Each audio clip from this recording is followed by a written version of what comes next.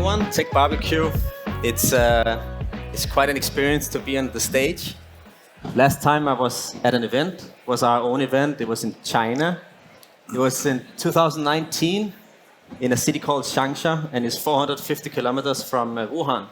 And it was in December. So that's a story in itself, and the rest is history. But it's really nice to be back in a physical space. Even though I do believe that you can connect very well online, there's nothing like meeting in real person.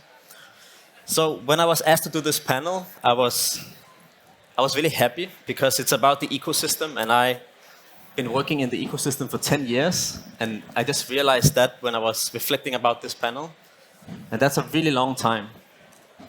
And if you have to talk about the Danish ecosystem, you also have to look into the future, and you have to look at the present time, but you also have to look back in time. And I remember when I was first introduced to the startup ecosystem, it was because I was asked to be a volunteer as what was called a startup weekend, which I didn't even knew what was. And it actually altered the path in my life completely. So it's one of those experiences that has a huge impact on me. But it also made me realize how important these community initiatives are to build a thriving ecosystem. And a lot of stuff have happened over the last 10 years. You cannot even recognize the landscape anymore. Working with Global Startup Awards also made me appreciate what Denmark has to offer when it comes to the startup community. We have high level of trust. We all talk about it all the time. And we also have high accessibility. The trust, you really realize what that means when you work in places where it's not there. Because when it's not there, everything is super hard and it's crumbling the possibility to create stuff. And accessibility is also a huge advantage for a founder. Any of these three people on stage, afterwards you can go and approach them and ask them questions, unless they're busy, of course. But it's not like that everywhere. You know, sometimes if you do that, you will find three guys in front of them with a radio in the ear, trying to get you away from them. So in Denmark, we have a really nice, two things that makes it unique. And the last thing I want to say is that even though we have some things that we are especially good at, globally there are some things that are the same everywhere. And that is this undefinable thing that you find in all people working in a startup ecosystem. And that's this thing that makes you connect across culture and backgrounds. And I think that's also what maybe made you guys end up where you are now. So each panelist represents a very successful career in different industries, a bit overlapping, but they come from three different organizations. But I think what they have in common is probably that they might share this DNA that you find in all ecosystems around the world. So maybe you also by accident came into the startup ecosystem, I don't know. But since you stuck around, you probably share that DNA. So I think that's interesting on this panel. We want to hear about their perspective on the ecosystem, but I would personally like to also hear a bit about the person behind the title. So firstly, we have Mette Fløe. She's the founder of Impact Collective. And we have Klavs from Danske Bank. He's the senior director of growth and impact. And lastly, we have Rolf, who's the CEO of Vækstfonden. But before we go to the questions, I would like you to just shortly introduce yourself, each of you, and in a more down-to-earth way, explain your role in the ecosystem from your own personal perspective. We can start with you, Mette. Thank you so much, Kim, and I really enjoy being here. Thank you. It is wonderful seeing real people close by again. Great. So you were talking about DNA, and DNA is, of course, many things, but DNA is something that I'm very, very fond of because everything I do every day, every second of the day, is ensuring that the DNA of the ecosystem is intact or helping where I can, where we have flaws in the DNA of the startup ecosystem in Denmark and in the Nordics. So what I do, well, I provide money to startups and to scale-ups. And besides that, I provide whatever I can from my 20 years in the IT business of experience or network or contacts or partnerships. I use myself. not only my funds, but also what I am and what I can do. And I do that via 3 different methods. I do it as a business angel, like a lone ranger, together with my husband. So we're like 2 lone rangers. So we invest via our own structure. I do it, as you also mentioned, via a group of business angels that I collected just prior to the close down last year, called the Impact Collective. So we're like a fixed syndicate of business angels investing in the ecosystem. And then very recently, I also co-founded a new impact venture fund called VOR Ventures. And VOR roughly translates into either springtime or our venture. So I got my wonderful GP partners down here. Hi, guys. So it's like an institutional setup, but also a very private setup where I invest into the ecosystem. Thanks, Mette. I also had a chat with you before the panel, and it was very clear that you're doing investment, but you also come with a background of a lot of experience from corporate environment, and I think that's connecting the corporate experience, but also your investment and your passion for impact.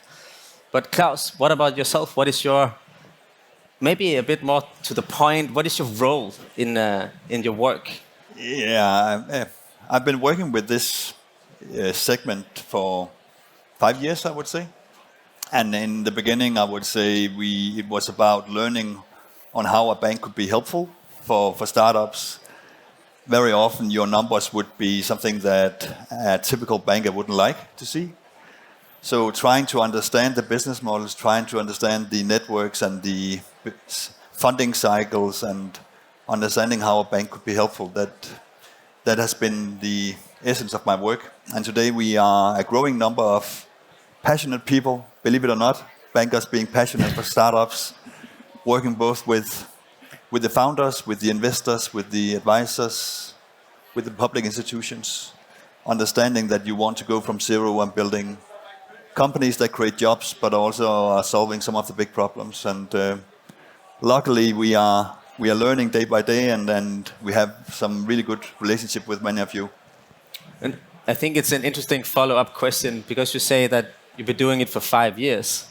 But how was it when you started this kind of work? How did it feel to enter the startup world? Did you fit in, or did you have to adapt, or how was that? I think adapting was the right word. A lot of people had distrust to corporates trying to be helpful, and I understand why. And just to give you talked about career. I was the only one at that point of time working within Danske Bank, and we are an organization of 22,000 people. So that was not a career path at that point of time. So it has, but that was what made it interesting for me, and I know we have questions about that later on. So I will save that. I think that also shows what I mentioned with this DNA that you find everywhere, that makes it possible to create startup ecosystem in places like Saudi Arabia, or where there's a. What I'm trying to say is that what binds together people who stay in the ecosystem is that they have this special passion on not being afraid to go into something like you. You have a career, but you go down a path as the only one. What about you, Rolf? What is your role, if you can say, on a daily level? I have the privilege of heading up an amazing organization called Vækstfonden, with the equally amazing mandate given by all Danish citizens, by the Danish government and parliament behind it, to invest and provide funding on behalf of everyone to stimulate innovation and drive growth throughout Danish businesses, startups as well as SMEs and mature companies. And it's a privilege because I work with a huge group of amazing colleagues, and I see a lot of my great colleagues in the crowd. Do remember to connect with us all. That's what it's all about. It's equally amazing because I see a lot of the partners that we work with, and the companies and the startups that we provide funding for that are here today. Because that really embodies what we do at Vækstfonden and what we're charged with. working with the ecosystem, working with all the different agents throughout the ecosystem to help build it and improve it and expand it and make it ready for the future, essentially. So rather than talk about Vækstfonden being an investment fund or a lender or what have you, we like to think of ourselves and the role that we play with all of you guys as an ecosystem builder. And that's good to hear, because you can definitely have an impact.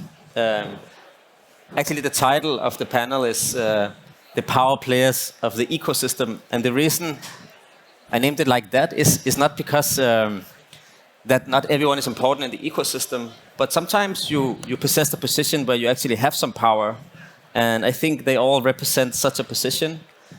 You have 2 investors. Your investment will inspire the next generation of founders, because where the money flowing, how you support the ecosystem besides investing also really matters. And Klavs, it sounds like you are trying to disrupt the bank from inside out to kind of make it easier to communicate with the bank as a founder, and maybe have products that are not so profitable in the beginning, but can be more long-term strategy. But from an individual perspective, it's really clear what you guys are doing. You have been in the ecosystem for a long time. I would like to hear an experience that each one of you had that really, something that stuck with you emotionally, or maybe also made you change path, or something that really sticks out. Could be interesting to hear. Maybe we could start with you, Klavs. Do you have such an experience that pops out? For sure. And it's a rather old experience, and it centers around what we just talked about, being in one ecosystem, then trying to adapt into a new one, not understanding the rules and the pleasures of that one. So imagine we are back in 2015, and it has been decided that now Danske Bank should explore the startup ecosystem. And we have read all the good books about agile development and design thinking, and even though we started with a number of internal workshops, and of course we ended up with solutions that look good from a banking perspective. And then we hired some management consultants and paid a lot of money for them to work. And we were just about launching an initiative. And then I, by coincidence, had the pleasure of meeting with Rainmaking, a studio company here in Denmark. And politely, but very direct, they told me that we like your intentions, but what you're about to do is totally fucked up and wrong. So please don't go live. And they started sharing solutions. So normally, if you're a corporate, you would then, if you were sitting with a vendor, then they would ask, first we do this pre-analysis, and then we do a concept, and then we build, and it will take a year. But they started sharing ideas, and out of that, our first initiative, the Hub, which is a job platform, was built, and 2 months after that, we launched it. And today we have handled more than 40,000 jobs in the Nordics and close to 750,000 applications. So for me, that was the experience of respecting that if you enter into something new, then you also have to play with by the rules of the new systems instead of using your legacy. And did it force you also to change your mindset of how you approach everything? I hope so. So the whole idea of being open-minded and willing to share, which people talk about, the startup ecosystem, I felt that very, very, very concrete, and I'm very, very grateful to Rainmaking and all the other partners who have acted like. And how has that been, trying to throw that up in the organization? Because you have that experience, but the rest maybe didn't have the same experience. I think people like the story, but it's difficult if you're surrounded by the old ecosystem people. Then of course that will be the norm. So my pleasure is that I spend more time with the external people than internal people. What about you, Mette? Did you have an experience that really sticks out? Well, my experience is also a story, but not one that I actually experienced myself, because I want to go back to the DNA. And I actually share DNA with my mother. I hope I do, at least, but yeah, she told me so. So this is a story about my mom. Is that okay? Definitely. Yeah? Right, there is a point here at some point in time. So when my mom was told that she was going to be a grandma for the first time, not with my kid though, with my sisters, many years ago, she was so over-exaggerated thrilled about the view of having this little bundle of thingy, baby thing, right? Sorry for all the pregnant people in the room. That she did something that was quite extraordinary and a bit controversial, because she was having a stroll in the middle of Copenhagen when the phone was ringing and she was told she was going to be a grandma. And she had just passed a bench with a couple of guys in a poor state, sitting, drinking beer. And they were homeless, and they were, of course, the people that we unfortunately see every day now, also in the streets of Copenhagen. And what did she do? Well, she ventured into the first grocery store and she bought 6 beers of the most expensive kind that she could find. And she went out of the store and she went over to those guys and she said, "I'm going to be a grandma." Mm-hmm. And they went up and they hugged her. And she was like, no, you guys, don't hug me. But that was her initial reaction, was share and inspire happiness. And that's a huge story, but what does that have to do with what I do today? It's about social responsibility, right? It's about acknowledging that people are in another stage than you. So was she doing the right thing? Well, probably not, right? She was giving beers to drunks on a bench. But she did disrupt the way that we were probably going to do stuff, right? We were probably going to buy flowers for my sister that doesn't need them, or she actually bought something for these guys that didn't have money enough. So she's been my inspiration and my DNA, because ever since I've ventured into a path of investing in social endeavors. And I think it is okay to do something that is a bit off track once in a while, right? Don't go the beaten track. And I think also that sustains also Klaus's story, even though they're very different, I know, because it is about not being conform and not following the rules all the time. It's okay to go beyond the beaten path and just do it with good intentions. And I think it also ties into when, for example, everyone here today, you share this DNA, it also makes it possible to connect across different backgrounds, so when you create this feeling and someone else recognizes that feeling, there's like an instant connection. And that's something that you learn when you go and do business outside in the ecosystem in other countries, other parts of the world, is that the setting is different. You feel maybe uncomfortable, you have to get used to everything. But the minute you start connecting around the innovation part and you both have that DNA, everything just vanishes and you only have the connection. It's a bit like if you both like Real Madrid and you have different political opinions, you live in different countries, but if you start connecting around that, everything disappears. And I think that's one of the true powers of the ecosystem. And maybe we can get a little of that DNA from you, Rolf. Maybe you also have an experience that stuck out and colored a little bit your work and you as a person. When you introduced me to the questions you were going to raise today and pointed out this one, what would be that pivotal moment or unique experience that really changed my mind or transformed my life? I thought it was a great question because it speaks to what this is all about. It speaks to the human side of everything. We're all humans, we're all individuals, and it's what we do together, it's how we collaborate that really makes what is going on out there actually happen. And the more I thought about it, the harder it became to find that singular moment. It is difficult. That unique experience that just did it all.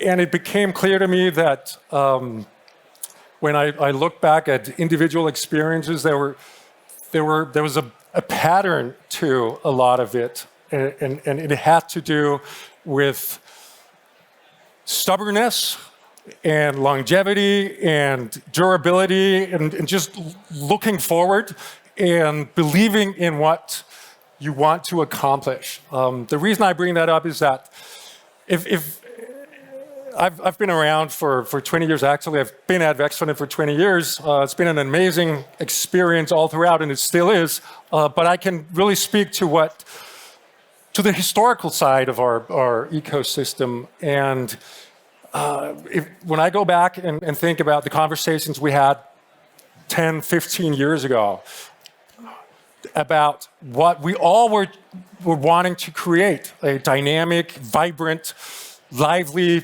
community ecosystem where entrepreneurs would spring up and create value and conquer the world and all of that.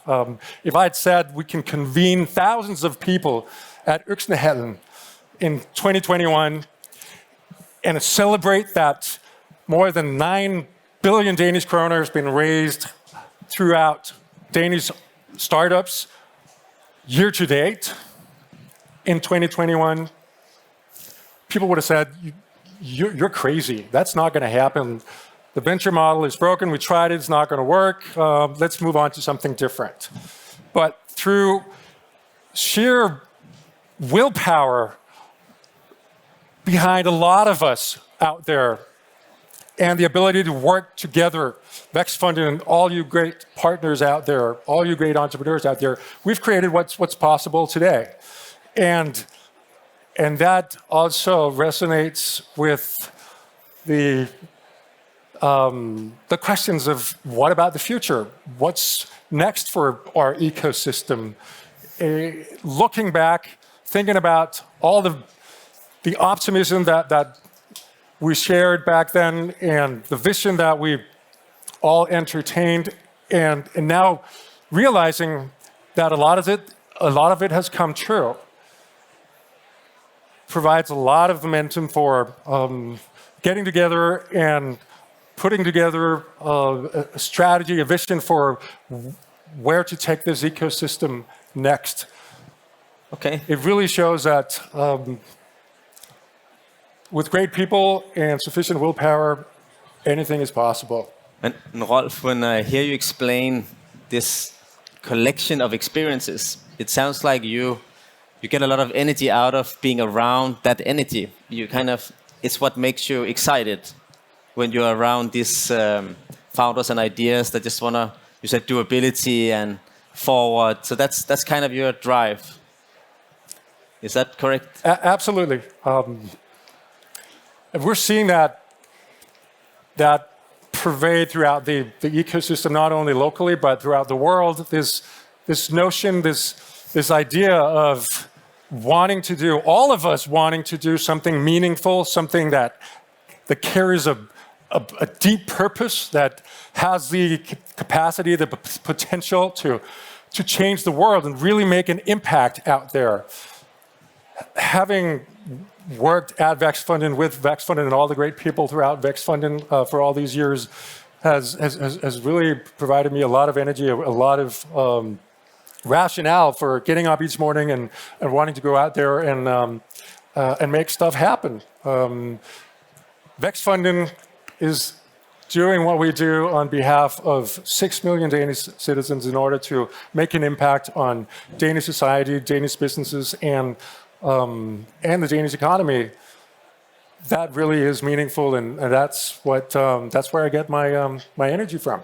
I think it shows that everyone here has kind of that DNA somehow. And the theme of the panel is power players. It means that you have influence. So before we start talking about the future, maybe you could reveal a little bit some learnings you had. Not necessarily the good ones. Maybe there were some mistakes, done along the way, or maybe it's a good learning. But it could be quite interesting to see, like, if you go back and think, wow, that probably was not the right direction, because then we can talk about the future, which is, of course, where we want to go. But Mette, do you have any specific learnings being an investor for so many years? And I sound so extremely old when you ask that question. Thank you. I can hear that. Yeah, of course I have loads of experience. Some really crappy ones where I invested in wrong companies and they went bankrupt. I invested in good ones and they skyrocketed. I invested in people, which we always do, and that is always a good idea to do. But experience-wise, I think overall, and I'm going to connect it to one of these wonderful questions. They're actually, thank you. You are aware you can actually ask us questions and we can see them up here. That's great. Perhaps you can see them. No, they're over there. So I'm going to say, somebody actually asked examples of going off the beaten path. So I would say to dare to take risks is okay. if you do it for your own money. You guys, that's another, you can't do it with our taxpayers' money, but if it's your own setup, of course you can take risks. So I have taken risks in companies where it was more heart and purpose than it was the profit part of it. And of course, I'm not going to mention which companies I'm talking about, you guys, but naturally I've done that quite a few times. But every time I have taken that risk, I came out a bit wiser. So my motto is always, what my drive is in this is to learn. That's the given of being what we do here. It's to learn, and then it is to pass along what we have learned, and that may also to inspire others. So for me, the beaten path, oh yes. In my life, I've been in a man's world forever. That in itself is taking a risk in these days of diversity. So I have done loads of stuff, like being a language officer in the military. That was not usual 20 years ago. Being a female investor 5 years ago was not usual at that point in time either. So yeah, I've gone off the beaten tracks, and I've taken a lot of shit for it. But it doesn't matter, because I'm wiser. I'm not older, your point wiser. Is the learning that you have made that you want to keep taking risk. You want to still try to follow your heart because you're going to learn from it, or? But that goes without saying, because what I have evolved into is an investor that purely looks at purpose-driven businesses. And a few years ago, we couldn't talk purpose and profit in the same sentence. Purpose-driven businesses, I can call them impact businesses, but that's an old word already, right? But impact businesses, they were without profit. They could not be measured. We had a panel on that early on. Now people are actually realizing that putting your money into something with a purpose can actually also create more money. But that was a huge risk 5 years ago. Yeah. So of course that has evolved into that. So take risk and still follow your heart, even though it can not always pan out financially. Is that what you're saying? Oh, I need to do the violin thing now. Yeah, but you can pretty only much, right? And only do that if it is for your own account. Yes. Right? Of course with some thinking and some you need strategy. to have a return, naturally you do. I can see the time passes really fast. Klavs, can you more shortly, do you have one big learning from your work? Sure. And it goes for our own work, but also for all the customers that we are working. If you want to build a business, then market validation is the single most important thing. And ensure to do that at every stage of your company. Of course, you should do your homework of doing some analysis, but it's always the user or the customer that's right. And that also counts for your own projects, exactly. Right? It's the same. And it's so easy to forget it. Yeah. And trust your own experience and what your board is saying and what your investors are saying. So market validation is king. And Rolf, do you have any specific learnings from Vækstfonden that really, really has an impact of what you do today? And try to be, specific and... I want to echo what Klavs just said, the importance of market validation. And I want to do so because that's one of the main learnings I've had. And I had it early, but I had it with great impact. I got carried away. We got carried away with some great people who came to us with a really great idea, and we decided to fund it on the excellence of the idea. And what we missed in that analysis was that there was not a similar ability to execute excellently. That it all comes down to execution and to market validation, to getting out there and getting feedback from the market, from the customers to see is there a market opportunity for this great idea, and that's why and that gets me back to Mette's point. This idea of sustainable businesses or impact, purpose-driven businesses. It's important to stress the business part of that, and people coming around to realize that now.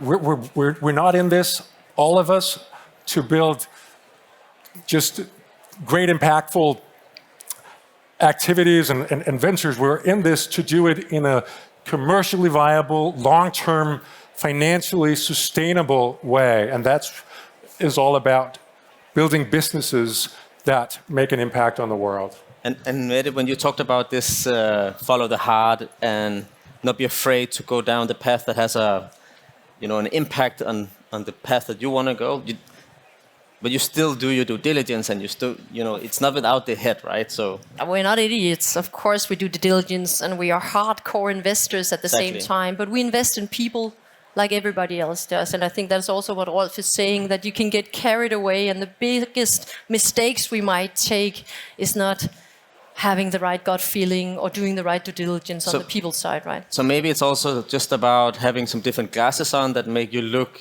at other things that you might have done in old form of investment. You still look for good businesses. Of course, yes. I'm an investor. So let's stand up in the last question. I think we need some energy to look into the future. So we have talked a bit about the learnings and why you do what you do. But I would like to hear, start with you, Mette. And it doesn't have to be about investment. You have experience with the ecosystem in general, and there's many players. If everything was possible, like policy-wise, money-wise, everything, how would you design the future startup ecosystem 5 years from now? Less complex than it is today, that's for sure, because the complexity, and I'm also addressing what's the biggest risk to growth of the Danish ecosystem. Thank you for that question. I think the biggest risk and the biggest issue right now is the complexity of what we have grown into. So designing, I would use old school tech methods of doing something more lean, more accessible, and more transparable, because the smaller businesses, they simply don't know where to seek advice and where to seek funding right now. Just to clarify, I'm seeing a lot of nodding heads there. Thank you. So you're saying that there's too much out there, but you don't know where to go and where to start? Too many players and not one or a few players in the ecosystem. And I'm just going to do like this. Some of the big ones, perhaps, they could have the task of actually mapping the ecosystem, not advising, not endorsing the players, but just making sure everybody knows who's out there and what they do. Wouldn't that be wonderful? Well, great. Thank you. So you're saying that we should invest more in long-term things, not maybe about the investment side, but the initiatives like this thing, for example. We should make sure that there's a long-term perspective in these things, so we don't have small things all the time that doesn't last. Is that what you are referring to? Just make it less complex. Come on. We've done this for hundreds of years, investing in new business ideas. Why has it become so complex? Gotcha. Okay. Find the right ideas, give them some money, public, institutionalized, or private, make them grow, shoot them off, right, to the stars. It sounds simple. It's not. I know. Good. In theory, at least. Klavs? Yeah, and maybe this is the same story that Rolf will share, because we just went on a trip together to Estonia, organized by Brancheforeningen for Tech Startups. So thank you, Esben, and the organization. And the story in Estonia is that 30 years ago they had nothing. They were just a free people, and they had to reinvent the country. And today they have a bold vision of entrepreneurship accounting for 30% of GDP. So you would meet entrepreneurs, but you would also meet the president and the prime minister and politicians around that were united about this joint goal about creating value for the country. Imagine if that was the same for Denmark. I think we're doing good stuff, and we have seen progress, as you said in the beginning, but we don't have that bold vision for the joint community, and not just for the startup ecosystem, but for the wealth of Denmark. No, that's a big shoulder clap from the government to the startup community to have such ambitions. Yeah, definitely. And Rolf, if anything was possible, would it just mean more money, or what would you see should change or happen in the ecosystem if everything was possible? I want to build on Klaus's point, and in order to stress the importance of having a dynamic entrepreneurial ecosystem, it's not a nice to have thing. It's a need to have thing, because it really is and can become a powerful source of creativity and value creation and innovation and impact on the overall economy. We need to recognize that even deeper, and one way to do that would be to elevate our ambition as a nation, to say we want for such and such a part of the GDP of 2030 to come from entrepreneurs. In Estonia, it's 30%. They're running at 3% now. We could set it at 25, 30%, and do so in order to complement all the great companies that we have out there that are large corporate, global companies like Maersk and Lego and all of those. We need to make the large corporates work better, more intimately with all the entrepreneurs. One of the great things that we need to work on is building that bridge, making that connection between large corporate and entrepreneurs. So in order for me to address that question, how to keep better designing the ecosystem, that would be one thing to focus on. Second thing is we need to be able to raise more capital in the mega rounds for Danish companies going forward. So down here locally? So build bridges and more money. The two headlines. That makes absolutely sense. I want to ask you one last question. So Denmark cannot be good at everything. If you have to pick one trend, one technology that you see is really something that Denmark should focus on, and would you dare say what you would choose? Starting with you, Mette. Just one thing.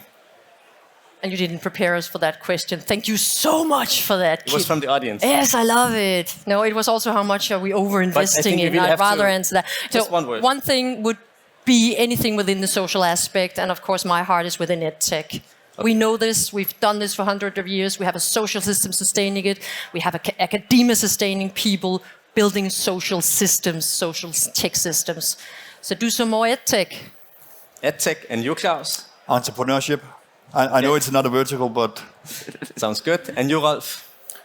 Multiple verticals, EdTech, CleanTech, GovTech, all the rest of it. That's we need to focus answer. on all of those, but we need to do that while focusing on sustainability. So the powerful future-defining trend is sustainability, and that applies across all sectors, across all businesses, and across all stages. We need to transform all our businesses to become sustainable, otherwise they'll become obsolete. Okay. That will be the last word of the panel. Thank you for listening and enjoy TechBBQ. Thank you for coming. Thank you so much, everyone.